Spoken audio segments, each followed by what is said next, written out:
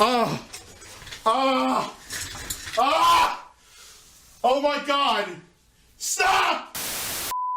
Sony has revealed the PS5 Pro, a mid-generation upgrade promising better ray tracing and AI-enhanced frame generation powered by Sony's new super sampling technology. The asking price? A shocking £700 British, which is just over $900 American because the British economy is broken. This new iteration of the PS5 is launching in a time where consumer budgets are stretched increasingly thin due to a punishing cost of living crisis.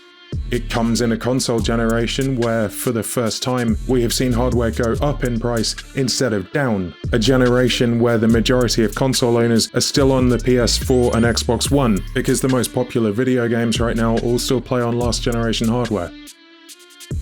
User uptake of both the PS5 and Xbox Series consoles are trailing behind expectations because the demand companies were hoping for just isn't there. Big budget titles are launching at $70 and disappointing publishers with low sales numbers because first of all they're too expensive, and secondly all of them are having to compete with heavyweights like Call of Duty and Fortnite for people's time. The PS5 Pro comes at a time of unprecedented challenges within the gaming industry.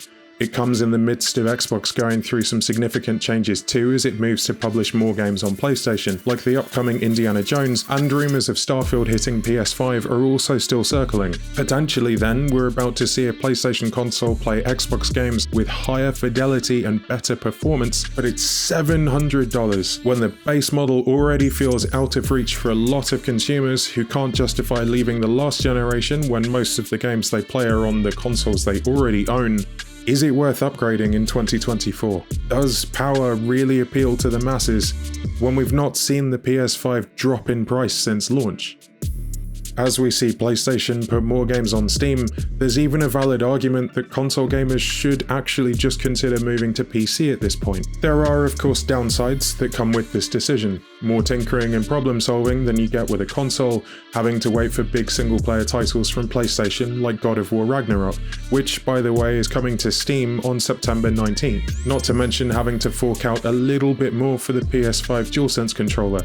But even that's now supported better on PC with fully enabled haptic functionality.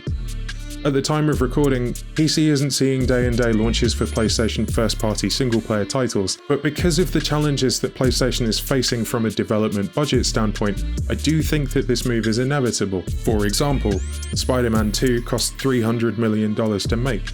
If, and it's unlikely because Spider-Man is a much-loved IP, this game flopped, Insomniac would be in real trouble here. PlayStation has acknowledged its console audience isn't enough anymore. Launching its zeitgeist blockbuster single-player games on Steam day and date will massively increase software sales, which ultimately means making those games becomes more sustainable. Team Asobi seem to be keen to get their smash hit Astrobot into the hands of more players, and like I said in my last video, it's basically a giant playable ad anyway, so I'm sure it would be in PlayStation's best interests to sell the game to as many people as possible. Sony isn't offering a new generation of hardware with the PS5 Pro, and the comparisons shown off, in my view, don't justify the extra 200 monies for a slight uplift in resolution, textures, and crowd density at 60 FPS. Mark Cerny cited better hair and texture quality in cutscenes in Horizon Forbidden West, a game that already looks stunning on the base model PS5. Are we really trying to justify an extra £200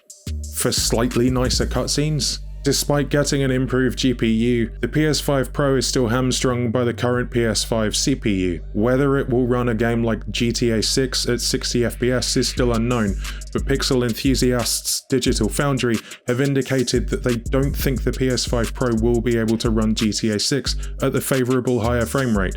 That still could be proved wrong though. I hear the argument for more power in a console a lot from other gaming enthusiasts like myself, and probably you too if you're watching this video, but the cold hard truth is that most consumers who watch the PS5 Pro reveal won't care enough about the difference between the base model and the Pro to warrant spending almost 50% more on the machine. More than that if you want a disk drive too. In my view, the best course of action for people who want more out of their games is to move to PC if you're considering spending $700 or more on gaming hardware. The value for money and library of games on PC vastly outstrips what the console experience can offer. And if you're not on the Xbox ecosystem already, you can also get Game Pass for PC. The PS5 Pro will find its audience, but it is my belief that at that price point, it'll move very few needles in a time where it is becoming more and more expensive just to stay alive.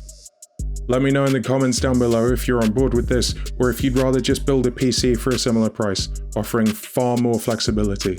That's all from me. Make sure you hit like and subscribe if you enjoyed the content, and I'll catch you in the next one. Peace.